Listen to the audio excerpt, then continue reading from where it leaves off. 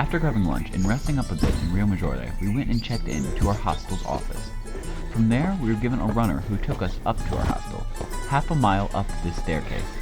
As the owner put it, "Li prende la via veloce. You're young, you'll make it." So here we are on the fast path. Oh, and remember, during this time I was carrying roughly 50 pounds on my back.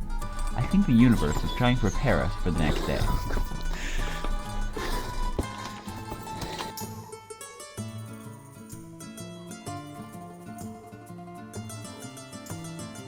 So we made it to our hostel. It's actually quite nice. It's more of like a apartment building that we rented for about 3 days. The room is right here. It's got Kurt, and it's got a nice little wardrobe and dresser, but this is our base camp for 3 days while we hike the CInque and do whatever else we can find around this area. The view is absolutely gorgeous. The town is absolutely gorgeous. I mean, the mountains, all of it just looks very serene. For the rest of the day, we just kind of explored Riomaggiore, taking in all the beautiful sights. We also got ourselves mentally prepared for the long hike that we were going to face the next day. We went to bed early to make sure we had plenty of rest for the hike. There's some boats down there. It's currently 9:20 in the morning, and we're walking to the first section of the CInque. The Via dell'Amore, the easy part is closed today, so we get to start by walking straight up a mountain. It'll probably be a beautiful view, but also incredibly difficult. From our hostel, we made our way to the trailhead of the red route of the CInque Terre.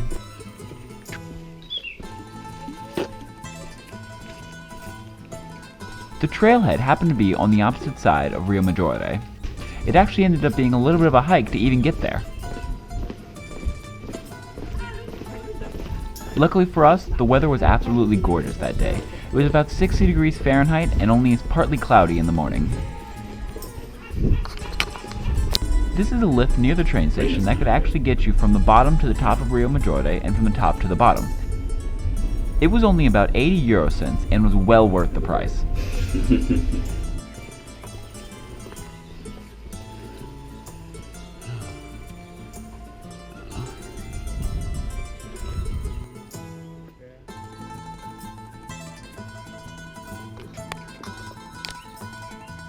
It says only 1 kilometer away, but it's not exactly an easy kilometer.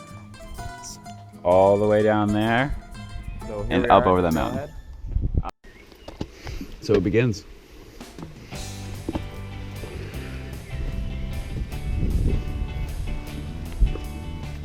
We were immediately surprised at the roughness of this trail. Where the blue route, the Via dell'Amore, was completely paved and beautiful, this one looked like it was only maintained once every couple years or so. Regardless, it offered some amazing views of Riomaggiore and Manarola. Really hope bug spray wasn't like a necessity. Currently walking up the first trail. It's literally straight up a mountain. Not really any stairs. You kind of just put rocks together in a way that you go up. Behind me is the Riomaggiore.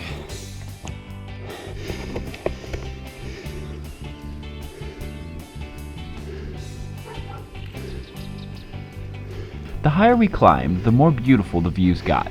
Every time we'd look back at the amazing view behind us, our exhaustion would suddenly disappear and we'd have a drive to keep moving on forward.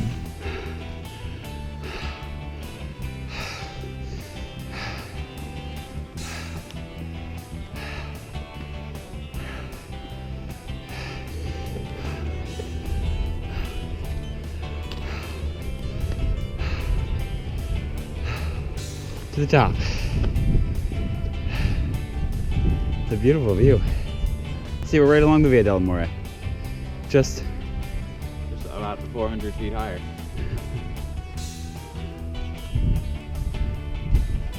Up close to Corniglia. Okay. This is the town Corniglia. Alright. Way over there.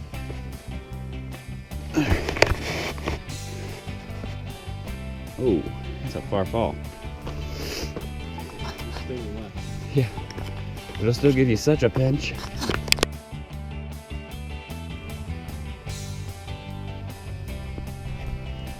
Just a couple seconds.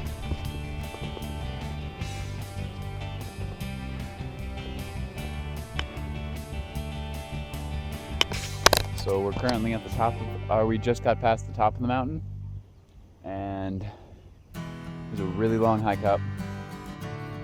But we're heading back down. It's a lot steeper on the down. We gotta head past this one city because the path is still closed.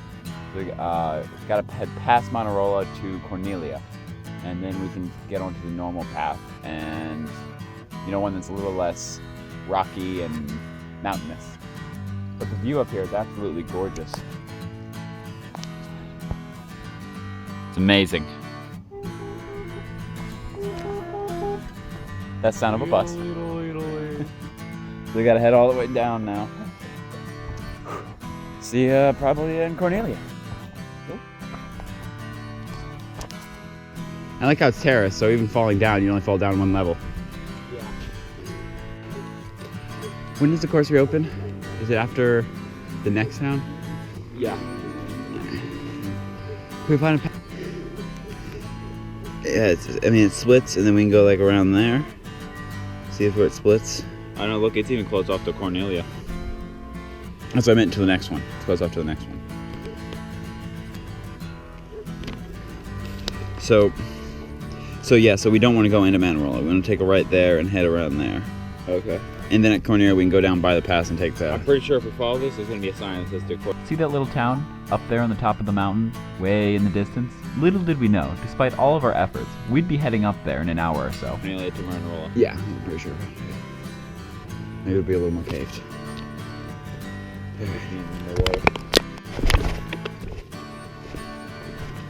That looks easy.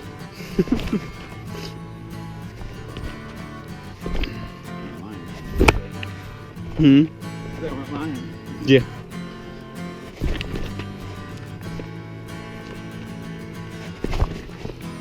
That part is all worn down. That part of the tree. Yeah, I'm still grabbing it.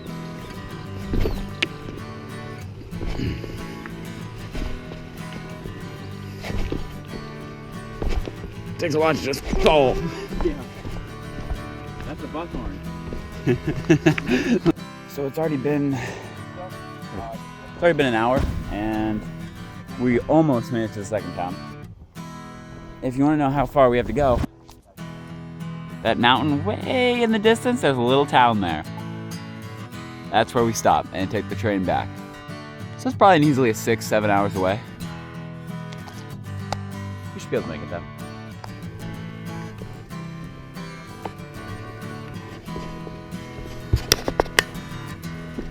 Coming down the mountain actually ended up being harder than going up, as each step was jarring and a little bit painful. The only upside was that we were able to catch our breath. Really? Yeah. How'd you picture it? I don't know, sort of like beach. They really don't take it easy on you. Oh, yep. Here's a time-lapse of our journey all the way down into Manarola, through it, and continuing to the beginning of the next trail, which would take us to Corniglia.